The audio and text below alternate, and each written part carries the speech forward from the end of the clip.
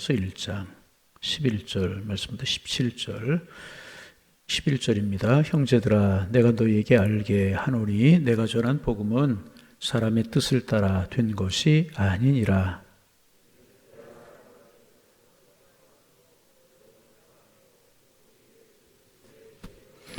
내가 이전에 유대교회에 있을 때에 행한 일을 너희가 들었거니와 하나님의 교회를 심히 박해하며 멸하고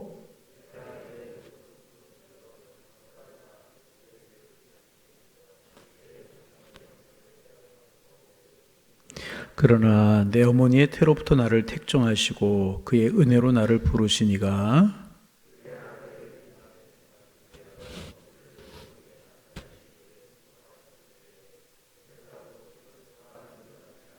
함께 보십니다. 또 나보다 먼저 사도된 자들을 만나려고 예루살렘으로 가지 아니하고 아라비아로 갔다가 다시 다메섹으로 돌아갔노라. 아멘. 요즘 인터넷이라고 하는 것이 참 우리의 삶을 편리하게 만들어 주었습니다. 그래서 외국에 있는 가족들이나 친지들 이제 무료로 화상통화를 할 수 있어요. 얼마나 편리해졌는지 모르겠습니다. 그런가 하면 좋은 정보나 자료를 손쉽게 얻을 수 있고 좋은 음악을 들을 수 있고 영화를 볼 수 있고 인터넷이 우리에게 주는 혜택이 너무너무 큰 겁니다. 그래서 인터넷은 어떻게 생각하면 하나의 혁명이다 그렇게 이야기할 수 있을 정도로 우리들의 삶을 편리해주게 만들어준 것이 사실입니다. 근데 우리가 아는 것처럼 인터넷은 www 점 이래가지고 시작이 되지 않습니까? 월드 와이드 웹이라고 하는 이제 그런 약자 www라고 하는 것인데 이 웹을 개발한 사람이 영국의 컴퓨터 공학자 덴버 버스 리라고 하는 사람이라고 그래요. 그런데 이제 이분이 이제 이런 이야기를 했다고 그래요. 오염된 웹을 버리자. 오염된 웹을 버리자. 그런 이야기를 했다고 그래요. 이제 모두가 함께 유익을 얻기 위해서 누리기 위해서 만들어낸 웹이 이제는 온갖 종류의 유해한 정보들로 넘쳐나고 있고 가짜 뉴스가 판을 치는 장이 되어버렸기 때문에 오염된 웹을 버리자. 웹을 개발한 학자가 오염된 웹을 버리자 이렇게 이야기를 했다고 이제 그래요. 그래서 우리가 이제 인터넷 통화해서 어디에 접속한다, 어느 사이트에 접속하고 양일교회 홈페이지에 접속한다, 다음에 접속한다, 네이버에 접속한다, 이런 이야기들을 많이 하잖아요. 그러나 아무리 뛰어난 기능을 가지더라도 그런 인터넷 웹에는 접속할 수 있을지 모르지만은 아무리 뛰어난 기능을 가진 사람이 만든 그 어떤 것일지라도 우리를 생명의 근원이신 하나님께 접속시킬 수는 없는 것입니다. 오직 예수 그리스도만이 우리를 하나님께 나아가게 하는 길인 줄로 믿습니다. 그리고 그 길을 만들기 위해 하나님께서 예수 그리스도 안에서 행하신 일과 그 이야기들을 우리는 복음이다. 그렇게 부르게 되는 것입니다. 그래서 복음의 가장 큰 특징은 그것이 사람에게서 난 것이 아니고 땅에서 난 것이 아니고 위로부터 하나님께로부터 온 것이라는 거예요. 여러분, 복음은 사람이 만들어낸 것이 결코 아닙니다. 하늘로부터 온 은혜인 것입니다. 그래서 이제 오늘 우리가 읽은 본문은 사도 바울이 갈라디아 교회 성도들에게 전한 복음이 하나님께로부터 온 것이다. 하나님께로부터 온 것이다 하는 사실을 이야기하고 있는 내용이 오늘 이제 본문입니다. 다시 말하면 사도 바울이 전하는 복음은 유대교에서 전해져 내려온 전승이나 전통 같은 것들도 아니고 자기보다 앞서 부름을 받은 사도들로부터 배워서 습득한 것도 아니고 전적으로 그리스도에 계시다. 하나님께로 내가 전하는 이 복음은 하나님께로부터 다시 말하면 위로부터 하나님이신 계시다. 사도 바울이 그렇게 이야기하고 있습니다. 우리 읽어볼까요? 자, 11절 12절이 그런 말씀입니다. 읽습니다. 형제들아 내가 너희에게 알게 하노니 전한 복음은 사람의 뜻을 따라 된 것이 아니라. 그 다음에 12절 이는 내가 사람에게서 받은 것도 아니요 배운 것도 아니요 오직 예수 그리스도의 계시로 말미암은 것이라. 자기가 전하는 복음이 사도 바울이 전하는 복음이 하나님께로부터 계시를 받아서 내가 전하는 것이다. 그렇게 이야기하고 있습니다. 여러분 그렇습니다. 복음은요 사람이 만든 것이 아닙니다. 이 세상에서 나온 것도 아니고요 복음은 하나님께로부터 온 것이라는 거예요. 사람이 만든 사상이나 철학 그리고 종교는 그래서 우리에게 영원한 생명을 줄 수 없어요. 왜? 땅에서 난 것이고 사람으로부터 온 것이기 때문에. 그러므로 우리는 오직 영원하시고 무한한 능력을 가지고 계시는 하나님이 주신 처방인, 우리 사람들에게 하나님이 주신 처방인 복음을 따라서 살아야 되는 것입니다. 우리의 관심이 복음이 되어야 되는 것이라. 광야에서 이스라엘 백성들이 하나님을 대적했어요. 불평하고 원망했어요. 그랬을 때에 불뱀이 이제 나와서 이스라엘 백성들의 발꿈치를 막 물었잖아요. 그래서 불뱀의 도구로 죽어가는 겁니다. 그때 모세가 하나님 앞에 기도했고 하나님께서 이제 한 방법을 주셨잖아요. 장대를 만들고 그 끝에다가 구리노뱀을 달라고. 그리고 불뱀에 물려서 불뱀의 독이 어디까지 퍼지는 사람일지라도 그 구리노뱀을 반대로 바라보면 살게 될 것이다. 모세가 백성들에게 전합니다. 하나님이 주신 방법입니다. 하나님이 말씀하셨습니다. 불뱀에 물린 사람들은 저 노뱀을 바라보십시오. 그때 그 말을 믿고 불뱀을 구리노뱀을 바라본 사람들은 그 순간에 즉시 살아났어요. 불뱀의 독이 다 빠져나가게 됐습니다. 그것처럼 하나님이 우리에게 값없이 선물로 주신 복음을 믿음으로 받아들이기만 하면 이스라엘 백성들이 구리노뱀을 바라보았을 때 살아나는 것처럼 그 복음을 하나님 우리에게 값없이 선물로 주신 복음을 믿음으로 받아들이기만 하면 우리는 죽음에서 영생으로 옮겨지게 되는 것이란. 2017년 이제 통계가 이렇게 몇 년 늦게 나오고 그러죠. 바로바로 나오는 게 아니라 조금 오래된 통계이긴 합니다만 2017년 통계 발표에 의하면 사망 요인, 이렇게 연령별로 사망 요인을 발표를 했어요. 그런데 10대, 20대, 30대, 우리나라 10대, 20대, 30대가 세상을 떠나는 사망 요인 1위가 뭐냐면 자살이었대, 자살. 그리고 이제 40대, 50대, 60대는 암이었다고 하는 통계가 나오는데, 여러분 왜 젊은 사람들이 스스로 목숨을 끊는 것이겠습니까? 자기의 힘으로는 도저히 삶의 무게를 견딜 수 없다. 내 인생의 무게를, 내 무거운 삶의 무게를 견딜 수 없다. 그렇게 생각하기 때문에 스스로 목숨을 끊는 것 아니겠습니까? 그런데 누군가가 함께 짐을 져준다면 이야기는 달라지는 것 아니겠습니까? 여러분, 예수님 당시 그리고 초대교회 성도들 한번 가만히 생각해 보세요. 그들도 삶의 무게가 굉장히 힘들었잖아요. 광야 같은 인생길을 걸어가는 삶의 무게, 그들이나 우리나 똑같았잖아요. 그런데 그들에게는 또 하나의 삶의 무게가 있었습니다. 예수 믿는다는 것이 그들에게 삶의 무게, 무거운 짐이었었어요. 왜 그러냐 하면 로마가 박해했기 때문에.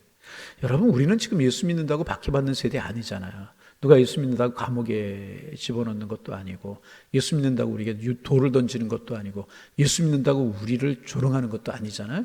물론 이제 순간적인 그런 것들이 있을 수 있겠지만, 그러게 초대교회 성도 공동체는요, 예수 믿는 짐이 우리보다 하나 더 있었다는 것입니다. 그리고 그들은요, 웅장한 건물을 가지고 있지도 못했어요.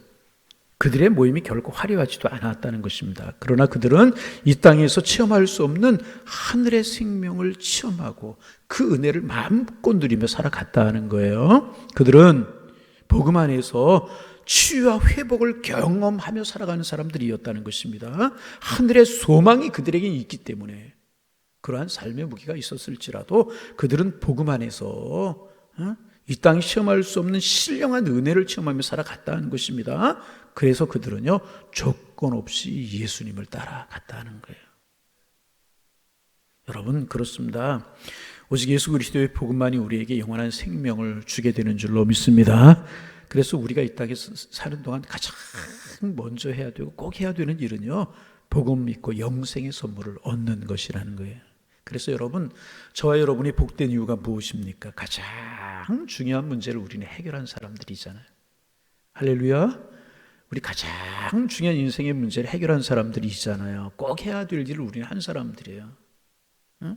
복음 믿고 영생의 선물을 우리는 얻은 사람들. 우리에게 여러분 하늘의 생명이 우리 가슴에 있는 줄로 믿습니다. 여러분, 이 땅이 우리에게 줄 수 있는 것은요, 결국 죽음밖에 없잖아요. 결국 인생의 결국이 뭐예요? 죽음이잖아요. 그렇잖아요. 그렇잖아요. 그래서 우리는 계속해서 복음으로 돌아가 구원에 대한 확신과 생명의 감격을 새롭게 하며 살아가야 되는 것입니다. 그리고 히브리서 기자가 계속 이야기하잖아요. 믿음의 주여 온전케 하시는 예수 그리스도를 바라보자. 그게 뭐예요? 늘 마음속에 복음을 간직하고 그 은혜를 따라 살라는 말 아니겠습니까? 자, 우리 이제 13절 14절 읽어봅니다. 13절 14절 읽습니다. 내가 이전에 유대교에 있을 때 행한 일을 너희가 들었거니와 하나님의 교회를 심히 박해하고 하여 멸하고 내가 내 동족 중 여러 영갑자보다 유대교를 지나치게 믿어 내 조상의 전통에 대하여 더욱더 열심히 있었으나, 이제 우리가 아는 것처럼 바울은 유대교에 열심히 던 사람이었잖아요. 그래서 예수 그리스도의 도를 따르는 사람들을 잡아서 감옥에 가두는 일에 앞장섰던 사람이 바울입니다. 그런데 그가 우리가 아는 것처럼 다메섹에 있는 그리스도인들을 잡으러 가다가 도상에서 그리스도를 만나고 변화되게 되잖아요. 무엇이 바울을 새롭게 만든 것입니까? 예수 그리스도의 십자가의 복음이 바울을 새롭게 만든 것입니다. 그래서 복음의 대적자이던 바울이 복음의 증거자가 되었습니다. 복음이 바울의 삶 속에서 극적인 변화를 일으킨 것입니다. 여러분, 그렇습니다. 복음은요, 사람을 변화시키는 능력이라는 거예요. 15절에 보면, 15절에 그러나 내 어머니의 태로부터 나를 택종하시고 그 은혜를 나를 부르셨다, 이제 그런 이야기가 있어요.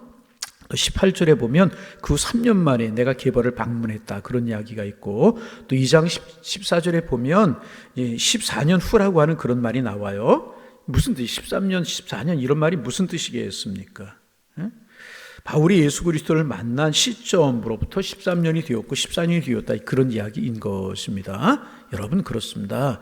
진정한 인생은요, 예수 그리스도를 믿는 그 순간, 예수 그리스도를 만나는 순간부터 시작이 되게 되는 것이라는 거예요. 그래서 여러분, 우리가 이 땅에 사는 동안 끊임없이 계속해야 되는 일이 무엇이겠습니까? 내가 정말 예수 그리스도를 바르게 만나는가? 내가 예수 그리스도를 바르게 만나는가? 그래서 내 마음속에 예수 그리스도의 십자가의 복음이 살아있는가? 그래서 내가 예수 그리스도를 제대로 믿고 있는지, 또 내가 정말 그리스도 안에서 날마다 변화되어 가고 있는가라고 하는 것을 늘 돌이켜보는 게 중요합니다. 그래서 사도 바울은 내가 변화된 13년이 되었다, 14년이 되었다, 이렇게 이야기하고 있는 것입니다. 여러분, 저희들 학교 다닐 때는 이제 머리를 중학교 때는 빡빡을 깎았어요. 빡빡이라고 하는 게 좀 말이 옛날 말이 되어버리고 말았죠. 요즘 그럼들 많지 않잖아요. 빡빡을 깎았어요. 고등학교 때는 앞에만 조금 길어서 스포츠라고, 뭐 머리라고 그렇게 이야기. 기억나십니까? 기억이 아니라 뭐 여러분, 저 세대 이상 되신 분들은 다 그렇게 해요. 교복이라고 하는 거 입었잖아요. 검은 걸로 해가지고 입고 그랬어요. 근데 어느 순간부터 중고등학교에서 머리를 자유롭게 기르게 하고 교복 안 입어도 되고 뭐 그렇게 됐잖아요. 그리고 한 걸음 더 나아가서 염색을 해도 된다고 학교에서 이제 그렇게 허락을 했다. 두발 자유와 파마 염색 다 허락을 했다고 이제 그래요. 그러니까 가만히 생각해 보세요. 그런 외적인 변화, 머리를 기르고 이제 교복을 안 입고 염색을 하고 파마를 하고 그런 이 외적인 변화가 학생들을 근본적으로 바꿀 수 있었습니까? 그렇지 못해요. 외적인 변화는요, 사람을 근본적으로 바꾸지 못해요. 여러분, 사람을 근본적으로 바꿀 수 있는 것은요, 복음밖에는 없는 거예요. 왜? 복음 위로부터 주님이 주신 은혜이기 때문에 그렇습니다. 그래서 진정한 믿음은 단순히 종교적인 열심과 열정만 가지고 얻을 수 있는 것이 아니라는 것입니다. 진정한 믿음은요, 생활 방식이 바뀌는 것을 말하는 거예요. 그래서 우리는 늘 점검해 볼 수 있어야 돼요. 내 속에 복음이 있는가? 십자가의 사랑이 있는가? 그래서 내 삶의 방식이 날마다 새로워지고 변화되고 가고 있는가? 여러분, 예수 믿고 10년, 20년 됐는데 삶의 방식이 전혀 바뀌지 않고 말하는 것 그대로, 생각하는 그대로, 삶의 모습이 그대로, 부정적인 모습이 그대로라고 하면, 비판하는 모습이 그대로라고 하면 다시 한번 물을 수 있어야 돼요. 난 정말 예수님 만났나? 내 안에 십자가의 사랑과 예수 그리스도의 피 묻은 십자가의 복음이 있는가? 물을 수 있어야 되는 거예요. 생활 방식이 바뀌고 세계관, 가치관이 바뀌고 그 바뀌어진 세계관과 가치관을 가지고 사는 것, 그것이 진정한 믿음이라고 이야기할 수 있는 것이라는 거예요. 그래서 그리스도 안에 있으면 누구든지 새로운 피조물이 되게 되는 것이라. 여러분, 그리스도 안에 새로운 피조물이 되셨습니까? 정말 내 언어 생활이 바뀌어가고 있고 내 생각이 바뀌고 세계관이 바뀌어가고 있고 혹시나 부정적인 내 모습이 긍정적으로 바뀌어가고 있고 비판적인 내 모습이 좀 사랑하는 모습으로 바뀌어가고 있는 그런 모습들이 내 속에서 계속해 있는가? 땅에서부터 난 지혜가 아니고 하늘로부터 온 이 복음은, 그리스도께 주신 이 복음은 사람을 변화시키는 능력이 있게 되는 것이라는 것입니다.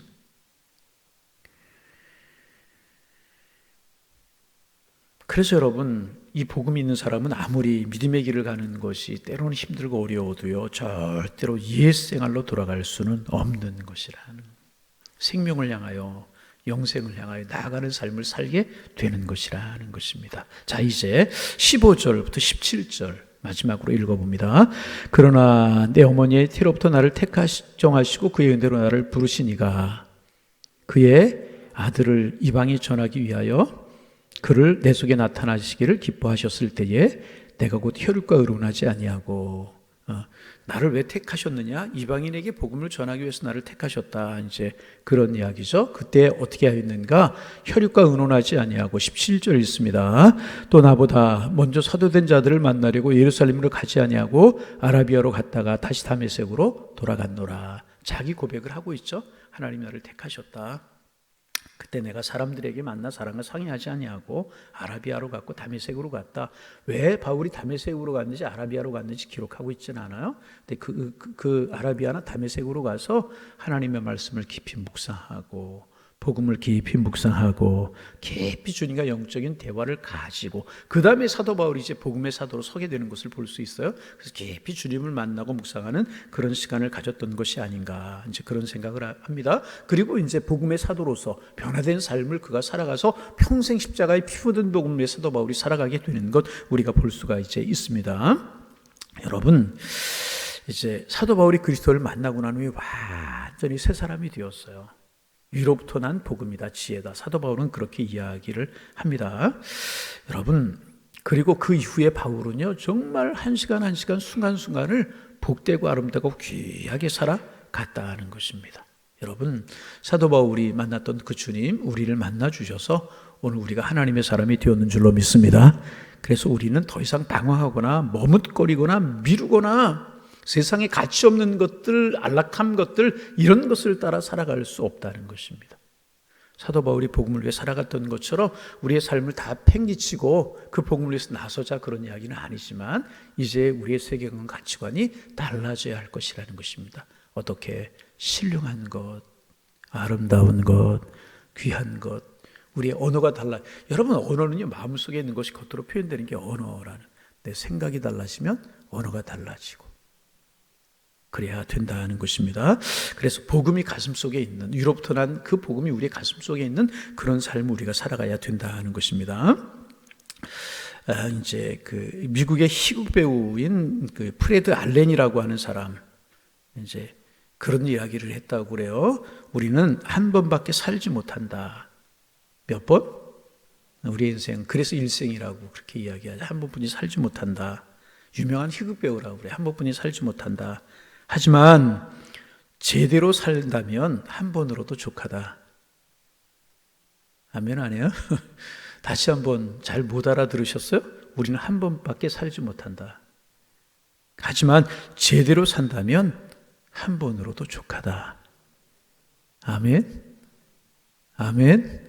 한 번으로 족한 인생, 우리 인생이 복된 이유가 뭐예요? 위로부터 난 복음을 우리는 듣고 믿었어요. 우리 속에 생명의 복음이 있어요. 이 복음을 가지고 살아가면 한 번뿐인 인생, 아름다운 인생이 되게 될 것입니다. 이 복음을 가슴에 품고 오늘도 정말 제대로 주님 안에 살아가는 인생, 그 복이 되는 인생, 복음을 위해 살아가는 인생, 우리 모두의 인생이 되시기를 주님의 이름으로 축원합니다. 하나님, 새 아침 주셔서 감사합니다. 매일 아침 우리가 기도하는 것처럼 오늘 한 날이 주님 안에 복이 되게 하시고 가치 있는 한 날이 되게 하시고 아름다운 한 날이 될 수 있도록 인도하여 주옵소서. 땅의 것들에 얽매여 허탄한 것들을 따라가는 그러한 초라한 인생이 되지 않게 하시고 하늘을 바라보며 귀하고 아름다운 생명의 복음을 위해 살아가는 은혜로운 한 날이 되게 도와주셔서 우리의 생각이, 우리의 말이, 우리의 걸음걸이가 구별된 같은 걸음을 걸어가지만 다른 걸음이 되게 하시고 같은 생각을 하지만 다른 생각이 되게 도와주셔서 십자가의 그 사랑을 향하여 복음을 향하여 아름답게 걸어가는 우리의 인생이 될 수 있도록 축복하여 주옵소서. 그래서 한 번뿐이 살지 못하는 인생이지만 제대로 복음을 위해 살고 복음과 함께 살고 십자가의 주님과 함께 살게 하셔서 아름답고 충분한 인생, 귀한 인생이 될 수 있도록 주님 축복하여 주옵소서. 간절한 마음으로 기도합니다. 우리의 마음속에 주님을 사랑하는 열정을 주시고 주님을 사랑하기에 주님께서 사랑하셨던 것들, 주님이 귀하게 여기셨던 것들, 주님이 아름답게 여기셨던 것들을 우리도 귀하고 아름답게 여기며 거기에 가치를 두고 살아가는 저희 모두 다 될 수 있도록 주님이여 축복하여 주옵소서. 하나님, 마지막 때에 믿음을 가진 자를 보겠느냐 말씀하셨는데 마지막이 될수록 더욱더 우리 믿음으로 무장하고 날마다 복음이 우리 속에서 우리를 변화시켜 새로운 피조물로 새로운 피조물로 새로운 피조물로 또 새로운 피조물로 날마다 변화되어가 주님과 함께 살아가는 저희가 될 수 있도록 축복하여 주옵소서. 초대교회 교우들 아무것도 가지고 있지 못했지만 그들은 능력 있는 삶을 살아갔던 이유, 그들의 마음속에 불붙는 십자가의 복음이 있었기에 능력 있는 삶을 살아갔는데 우리도 다른 것 없어도 예수 그리스도 우리의 마음속에 있고 그 예수 그리스도 생명의 주인인데 이 그리스도에 붙들고 우리 능력 있고 변화되고 새로운 삶, 다른 삶을 살아가는 은혜를 저희들에게 허락하여 주옵소서. 새벽에 나올 때마다 주님 깊이 기도하고 기도할 때마다 주님 함께하고 주님 함께하는 사랑이 감격하여 하루가 복되고 날마다의 삶이 은혜로울 수 있도록 축복하여 주옵소서. 오늘도 그러한 삶을 살아가도록 우리의 걸음을, 우리의 생각을 주께서 인도하실 줄로 믿사오며 예수님의 이름으로 기도하옵나이다. 아멘.